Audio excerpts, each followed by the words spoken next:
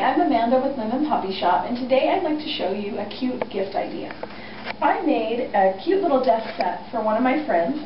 The paper matches her office perfectly, and so I wanted to do something that she could put in her office and not just a scrapbook layout. So I went to the store, got a cute magazine holder, a notepad, and a clipboard, and just covered them with paper.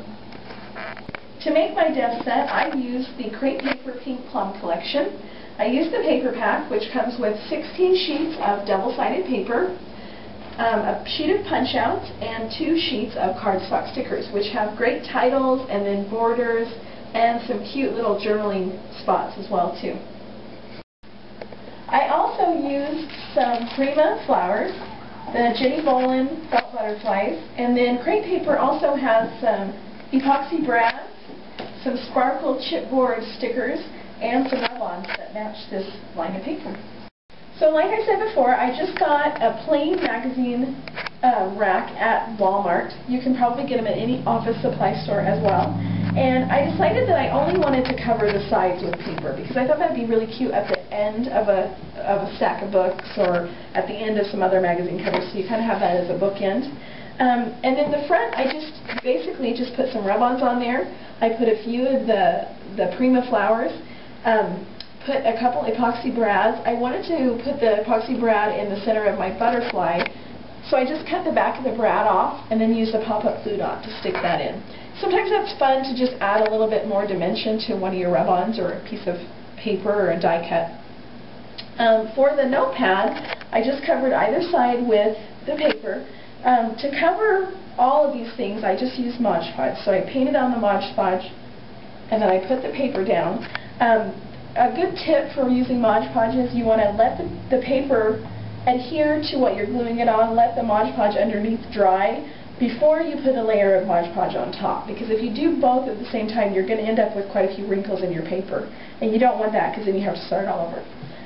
Once I got these items, put the paper down on them, I went ahead and just flipped them over and used an X-Acto knife and cut around the edges. So you don't need to worry about having your edges perfect. When you glue them down, you can fix that later. After I cut the excess off, I went back with some sanding paper and just sanded the edges, and so that I end up with a really nice clean edge. For the notepad, I just used a few of the cardstock stickers that came in the pack, a few of the Prima flowers, and then just one epoxy brad. And then this is the Delightful is a rub-on as well as this swirl right here. And then for the clipboard, I layered quite a few different items. I used some punch-outs, which this punch-out was actually quite a bit different in the punch-out sheet, so I just cut it apart and used the pieces that I wanted to use. And then I layered some rub-ons right on top of that. And then for the big flower, I put a large Prima flower and then a piece of the sparkle chipboard in the center. And then for these up here, I used one of the punch-outs. And then this little flower was actually in a grouping of 3 flowers on the sparkle chipboard sheet. And I just wanted to use the one, so I just cut it off. So remember that you can always cut those apart and make your own embellishments. You don't have to use them as is. And then I just stuck the Jenny Bolin butterfly on there for just a little added dimension, and that was about it. Okay, and then as a finishing touch, I just bought a clear pin at Wal-Mart, and like I said, you can get them in the office supply store as well.